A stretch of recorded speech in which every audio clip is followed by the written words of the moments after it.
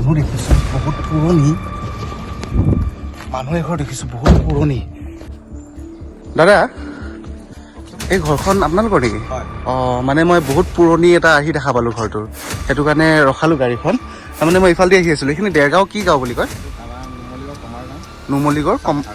নুমলীগড় কমাৰগাঁও বচাপথাৰ অঁ এইটো আপোনালোকৰ গোহালি নেকি ঘৰৰ দুৱাৰমুখতে গোহালি আছে ভালে আছে দাদা আচলতে মই আহিছিলোঁ গুৱাহাটীৰ পৰা এটা ইউটিউব চেনেলৰ পৰা আহিছিলোঁ চেনেলটোৰ নাম হৈছে MS4 ইউটিউবত মই অসমৰ ৰাইজক পুৰণি হেৰিটেজ প্ৰপাৰ্টি যে আছে এতিয়া আপোনালোকৰ এইটো কিমানমান বছৰ পুৰণি কথা এইটো আমাৰ এইটো 1952 চনতে বনোৱা মোৰ গেষ্ট ঠিকে আছে ঠিকেই অনুসৰণ কৰিছোঁ আৰু এই যিটো ঘৰ এনেকুৱা ধৰণৰ ঘৰবোৰ মই অসমৰ ৰাইজক দেখুৱাওঁ এজ এ হোম টুৰ কাৰণ আজিৰ পৰা 10 বছৰ পিছত এনেকুৱা ঘৰ আৰু দেখিবলৈ পোৱা নাযাব যেনেকৈ খেৰী ঘৰ লুপ্ত হৈ গৈছে অসমৰ পৰা তেনেকৈ এনেকুৱা ঘৰো লুপ্ত হৈ যাব আহকচোন ভিতৰলৈ আহক দেউতাৰ লগতে ঠিক আছে আহকচোন গোটেইখিনি কথা কি হয় আহিয়ে অন কেমেৰা গোটেইখিনি কথা বুজোৱাটো ইমান সহজ নহয় কাৰণ অকণমান সময়ত গতিকে মই অকণমান সময়ৰ কাৰণে অফ কেমেৰা হৈ আছোঁ কিয়নো আহিছোঁ মই এখেতলোকৰ ঘৰত কি কাৰণত মই আহিছোঁ কিনো ইউটিউব চেনেল কিনো ভিডিঅ' সবিশেষ মই অলপ বুজাই লওঁ আৰু যদি অনুমতি দিয়ে এই ঘৰটো হোমটো দেখিবলৈ পাব এফালে আছে ঘৰৰ গেটৰ সন্মুখতে গোহালি অ' মাই গড কিমান চনত বনাইছে ঘৰটো 1952 চনতে বনোৱা এটা ঘৰ চাওক হঠাৎ আহিছোঁ অন কেমেৰা আৰু এনেকৈ হঠাৎ আহি যেতিয়া আপুনি এনেকুৱা এটা পৰিৱেশ দেখা পায় নহয় গাৰ নোম শিয়ৰি উঠে আৰু চাওক সঁচাকৈ মোৰ গাৰ নোম শিয়ৰি উঠিছে চাগে এয়াই আৱেগ চাগে এয়াই অনুভৱ কাৰণ 1952 চনৰ পৰা এনেকুৱা এটা ঘৰ সাঁচি ৰখাটো মেইনটেইন কৰাটো ইজি নহয় দাদা মই অন কেমেৰা গৈ আছোঁ অকণমান কথা পাতি লওঁ যদি অনুমতি দিয়ে অসমৰ ৰাইজক এই ঘৰটো দেখুৱাব পাৰিমনে পাৰিম ন অলপমান দাদাৰ লগত চা চিনাকি হৈ লওঁ কথা পাতোঁ তাৰপিছত আপোনালোকক এই ঘৰটোৰ সম্পূৰ্ণৰূপে ভিডিঅ' দেখাবলৈ গৈ আছোঁ চাই থাকক টিল লাইন স্কিপ নকৰিব আন ভিডিঅ'বোৰৰ দৰে কিবা এটা ধামাকা হ'বলৈ গৈ আছে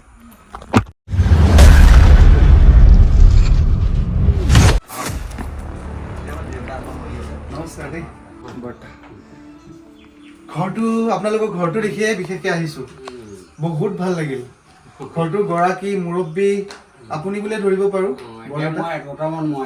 আপুনি বৰ্তমান কিন্তু এই ঘৰটো বনাইছিল কোনে আমাৰ ককা দিনত ধেনুৰাম নেওগৰ দিনত তাৰপৰা দেউতা আছিলে আমাৰ ভোলাৰাম নেওগ আচ্ছা ভোলাৰাম নেওগৰ পাছত আমি মোৰ এতিয়া মালিকী হয় আৰু এখেত মোৰ ল'ৰা আপুনি দাদা ক'ৰবাত যাব ওলাইছিলে আপোনাক মই ৰখাই দিলোঁ দেৰিটো হোৱা নাই অঁ আমি বহুত চা চিনাকি হ'লোঁ বহুত কথা পাতিলোঁ ঢেৰ কথা পাতিলোঁ চেনেলটো এখেতলোকক দেখুৱালোঁ অনুমতি দিছে ভিডিঅ' বনাবলৈ পিছে অনুমতি দিছে নে ঘৰখনৰ ভিডিঅ' বনাবলৈ বৰদেউতা আপোনালোকৰ ঘৰখন দেখুৱাম অনুমতি দিছে আপত্তি নাই আৰু যিহেতু অনুমতি দিছে আপোনালোকক দেখুৱাবলৈ গৈ আছোঁ এই সম্পূৰ্ণ ঘৰখন দেখুৱাম এখেতলোকৰ এই পুৰণি ঘৰখনৰ এটা ড্ৰয়িং ৰুম এটা বেডৰুম আৰু পাকঘৰ আৰু এখেতলোকৰ ভঁৰাল সবিশেষ ঘৰখন দেখুৱাবলৈ গৈ আছোঁ চা চিনাকি হ'ম গোটেইখিনি পিছে বৰদেউতা যিহেতু আৰম্ভণিতে অসমৰ ৰাইজে প্ৰথমতে আপোনাৰ ভাল নামটো জানিবলৈ বিচাৰিম মোৰ নাম ক্ষীৰেশ্বৰ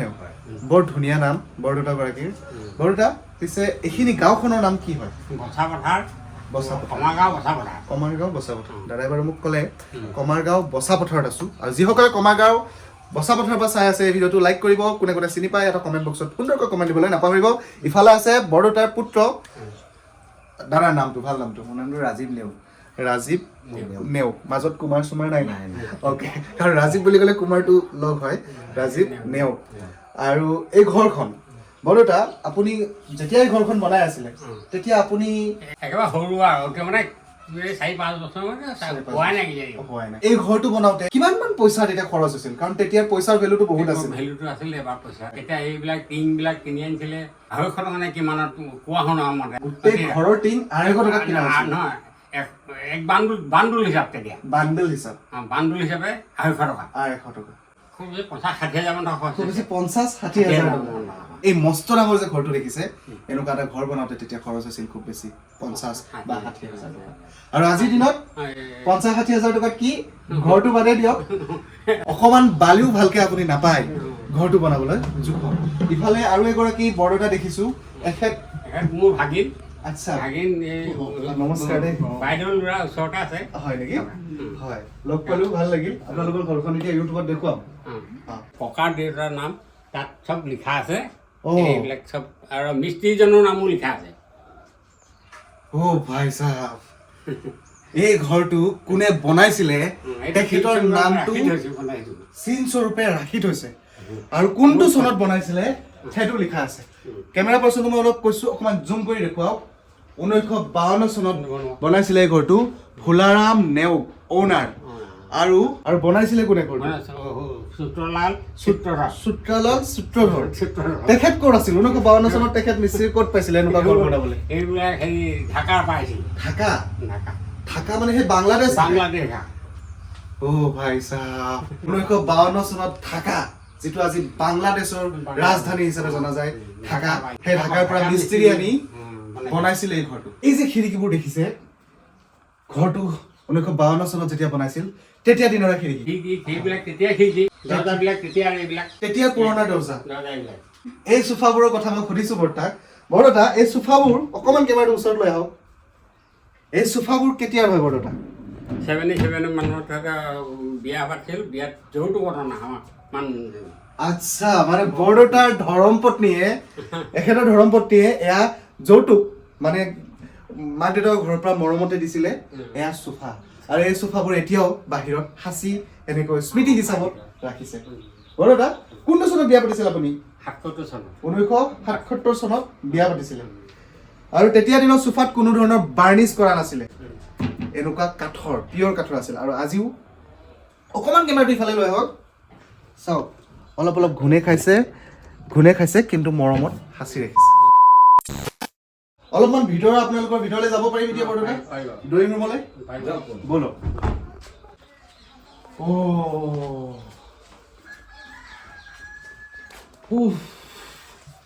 সেইটো ড্ৰয়িং ৰুম অকণমান লাইটকেইটা দি দিব ড্ৰয়িং ৰুম এই ড্ৰয়িং ৰুমটোত আছে বৰ্তমান আজিৰ দিনৰ সোফা ছেট ল'ৰাৰ বিয়াত বোৱাৰীয়ে লগত লৈ আহিছে আৰু ইফালে আছে এখন ডাইনিং টেবুল কিন্তু এই ঘৰটো মেইন উদ্দেশ্য হৈছে এই ঘৰটোৰ যিটো আৰ্হি সম্পূৰ্ণৰূপে বেলেগ বাহিৰৰ পৰা যিটো দেখিলে ডিজাইন এনেকৈ ওলাই গৈছিলে সেই ডিজাইনটোৱে হৈছে এইটো আৰু এইটো হৈছে ড্ৰয়িং ৰুম আৰু ইফালে আছে এটা হৰিণা পহুৰ শিং হোম ডেকৰ কৰি ৰাখিছে ৱাল হেংগিং কৰি ৰাখিছে কেতিয়াৰ অৰিজিনেল শিং কেতিয়া আপোনাৰ ককা দেউতাৰ দিনৰ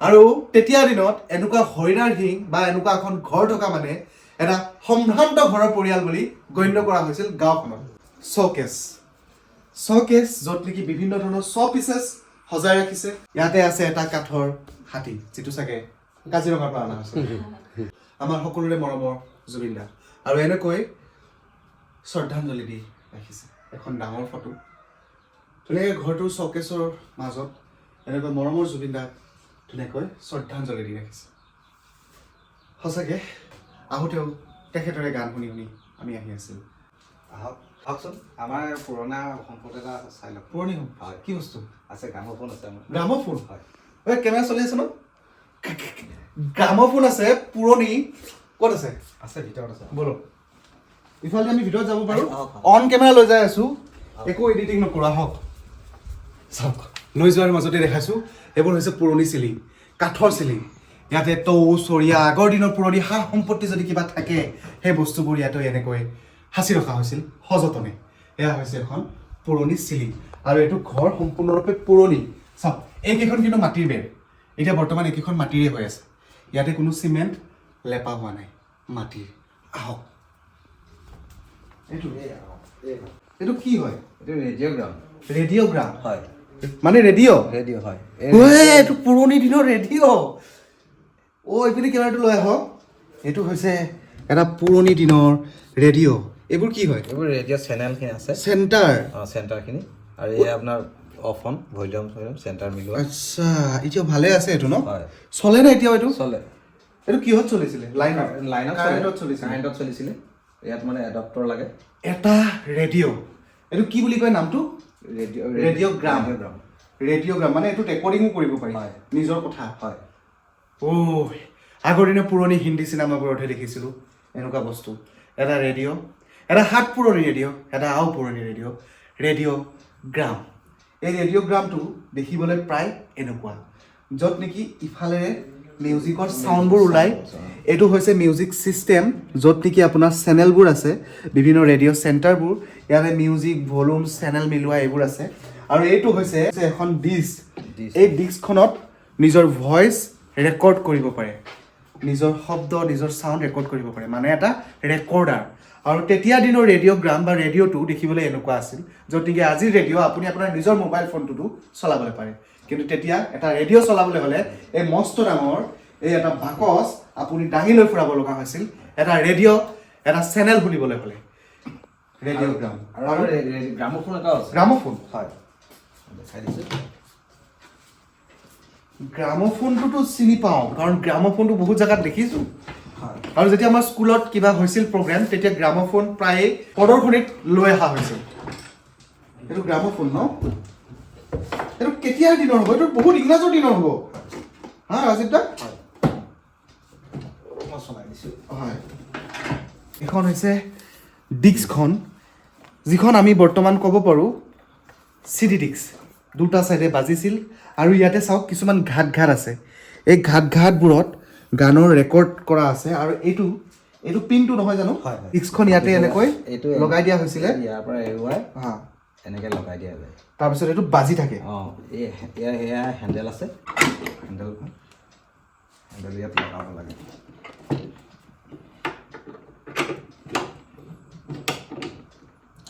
আচ্ছা, এইটো এনেকৈ ঘূৰাই চাবি দিয়াৰ দৰে এইটো এনেকৈ হেণ্ডেলটো ঘূৰাই দিলে এই ডিস্কখন এনেকৈ ঘূৰে, বাজিছিলেই।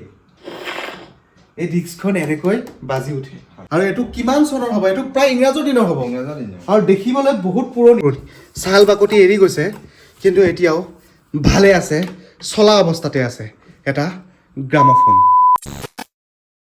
এইটো কিমান বছৰ পুৰণি হ'ব ৰাজীৱ দা? এইটো 40 বছৰমান হ'ব। 40 বছৰ পুৰণি? 42 বছৰমান হ'ব। 40-42 বছৰ পুৰণি। এইটো কিমান টকা লৈছিলে কিনোতে? এইটো দেউতাই কিনিছিলে, দেউতা 250 টকাত আনিছিলে। 250 টকাত এটা চিলাই মেচিন কিনি অনা হৈছিলে তেতিয়া দিনত। আৰু আজিৰ দিনত এই চিলাই মেচিনটোৰ দাম প্ৰায় 15,000 টকা এটা হ'ব। আৰু এইটো চিলাই মেচিন বৰ্তমানো চলিত অৱস্থাত আছে, বৰ্তমানো ৰানিং কণ্ডিশ্যনত আছে। এইটো চিলাই মেচিনত বৰ্তমান চিলাই থাকে। 250 টকাত কিনিছিল এই চিলাই মেচিনটো। ইফালে গ'লে কি পাম ৰাজীৱ দা? পাকঘৰ। এফালে গ'লে পাকঘৰ। পাকঘৰত চৌকা পাতি আছে নাই? আছে, চৌকা আছে, দেখুৱাব লাগিব ৰাইজক। আৰু ইফালে মই দেখিছোঁ ঢাৰি নাই, কঠ ঢাৰি। এই ঢাৰিত বহি নাৰায়ণ পূজা বা যেতিয়া শুভ সকাম পাতে এখন ঘৰত, তেতিয়া এই ঢাৰিতে বহি বামুণে পূজা পাতল কৰে। আৰু জ্ঞাতি কুটুমবোৰ আহি এই ঢাৰিতে বহে। কিন্তু আমাৰ গুৱাহাটীত মডাৰ্ণ যুগত বৰ্তমান এই ঢাৰি পাবলৈ নাই। মানুহে বহিব চোফাত, কোনোবাই বহিব বিচনাত। সময়ৰ পৰিৱৰ্তন, আৰু লাহে লাহে চাগে গাঁৱে ভূঞে এইবোৰ নোহোৱা হৈ যাব, হয়? কাৰণ ঢাৰি বোৱা মানুহটো নাই। এতিয়া আমাৰ জেনেৰেশ্যনৰ মানুহে কোনে ঢাৰি বব জানে? আপুনি জানে নে মই জানো? কোনেও নাজানো। গতিকে সেই আৰু পাকঘৰটোলৈ সোমাই আহিছোঁ। পাকঘৰ এখেতলোকৰ, আৰু পাকঘৰটোত বিশেষ মই আপোনালোকক নেদেখুৱাও, সময় নলওঁ, ভিতৰলৈকে সোমাই আহিছোঁ। আহক আমি চৌকাটো চাম। ৰাজীৱ দা আছে, বলক। এটা ভাল লগা দৃশ্য, চৌপাশে আছে মোনা, আৰু এই মোনাতে বৰদেউতাই চাগে চাইকেলখন লৈ বজাৰলৈ যায়। পুতেকে বাইক লৈ যায়, কাৰণ আমি মডাৰ্ণ। আৰু তেখেতলোকে যদিও বাইক বা গাড়ী আছে ঘৰত, কিন্তু চাইকেলখন লৈয়ে ওলাই যাব। এতিয়াও চাইকেল চলাই, সেইটোৱে স্মৃতি। আৰু সেই চাইকেলতে উঠি আমি গৈছিলোঁ পূজা বিহু চাবলৈ। আগতে আমি সৰুতে দেউতাৰ লগতে যাওঁ। আৰু এতিয়া সেই স্মৃতিবোৰ লাহে লাহে কৰবাত নোহোৱা হ'বলৈ ধৰিছে। এইটো চৌকা বৰ্তমান ব্যৱহাৰ কৰি থকা হয়, কৰি থাকোঁ। বিহু চিহুত আমি এনেকৈ পিঠা পনা বনোৱা, তাৰপিছত খাদ্য সম্ভাৰ বনাই। এটা জাপি, যিটো জাপি সন্মান সহকাৰে দিয়া বা সন্মান সহকাৰে আবেদন কৰা এটা জাপি নহয়। এই জাপিটো দুখীয়া নিচলাই খেতি পথাৰত যেতিয়া কাম কৰে, তেতিয়া বৰষুণত ভিজাৰ পৰা বা ৰ'দ বতাহৰ পৰা বাচিবলৈ এই জাপিটো ব্যৱহাৰ কৰা হয়। আৰু এই জাপিটো চাগে টকৌ পাতেৰে ব্যৱহাৰ কৰা হয়। এটা জাপি, আৰু এই জাপি আপুনি গুৱাহাটীত নেদেখে। ক'ৰবাত মিউজিয়ামত গ'লে সেই জাপি বুলি আঁৰি থোৱা দেখিব, মানুহৰ ঘৰত দেখিবলৈ পোৱা নাযায়। এটা আছে ঢেঁকী, যিটো ঢেঁকীত বৰ্তমান মই ভৰিখন ৰাখিছোঁ, এইটো ঢেঁকী। এই ঢেঁকীটোত বৰ্তমানো কাম কৰা হয়, পিঠা পনা খুন্দা হয়। আৰু ঢেঁকীটোৰ চৌপাশে আছে চালনী, পাচি, খৰাহী ইত্যাদি। এই গোটেইবোৰ বস্তু বাঁহ বেতেৰে বনাই এনেকৈ ধুনীয়াকৈ ৰাখি থৈ দিছে আৰু গাঁৱৰ যিটো এটা সুকীয়া ভাইবছ যিটো এটা আমেজ যিটো এটা গাঁৱৰ মাটিৰ সুগন্ধ গাঁৱৰ ভিতৰলৈ সোমাই আহিলেহে সেই বস্তুটো পোৱা যায় আৰু সোমাই আহিছোঁ এখেতলোকৰ বেডৰুমত এটা পুৰণি ঘৰৰ বেডৰুম ইমান যে লাহে লাহে ফুচফুচাই কৈ আছোঁ কাৰণটো পিছফালে আৰু তেখেতলোকৰ বহুত ডিমাণ্ড তেখেতলোকে যদি কিবা অলপ শব্দও শুনা পায় সাৰ পাই যায় আৰু হুলস্থুলৰ পৰিৱেশ কৰি দিব ৰাজীৱ দাহঁতৰ যিটো ল'ৰা ন হয় ল'ৰা কিমান বছৰ হৈছে 2 বছৰ 2 মাহ হৈছে তাৰ নামটো কি অভিৰাজ নামটো এনেই ঘৰ মতা নিয়ৰ আজিকালি নামবোৰ কিন্তু বৰ ধুনীয়া হয় আগতে আছিল হৰিচন্দ্ৰ ৰামলাল সেনেকুৱা নাম আজিকালি নামবোৰ ইউনিক আৰু বহুত ভাল লাগে 2 বছৰ হৈছে ভাল লাগিছে ৰাজীৱ দা এই বেডৰুমটোতকৈ বেছি আকৰ্ষণীয় বেডৰুম এটা দেখুৱাই আছোঁ সেইটো হৈছে বৰদেউতাহঁতৰ কেমেৰা অফ নকৰিব বৰদেউতা আপুনি আহক আপোনাৰ ৰুমটো এবাৰ দেখুৱাওক আৰু এতিয়া মই ভলিউম বঢ়াব পৰা হৈছোঁ এইটো সোমাই গৈ আছোঁ আমি বৰদেউতাহঁতৰ ৰুমত আৰু বৰদেউতাৰ ৰুমটোত বৰদেউতাই কোৱা মতে তেখেতৰ ৰুমটোত আছে বহুত পুৰণি কিছুমান সম্পত্তি অকল পুৰণিয়ে নহয় কিছুমান এণ্টিক বস্তু যিবোৰত স্মৃতি সাঙুৰ খাই আছে আৰু সেইকাৰণে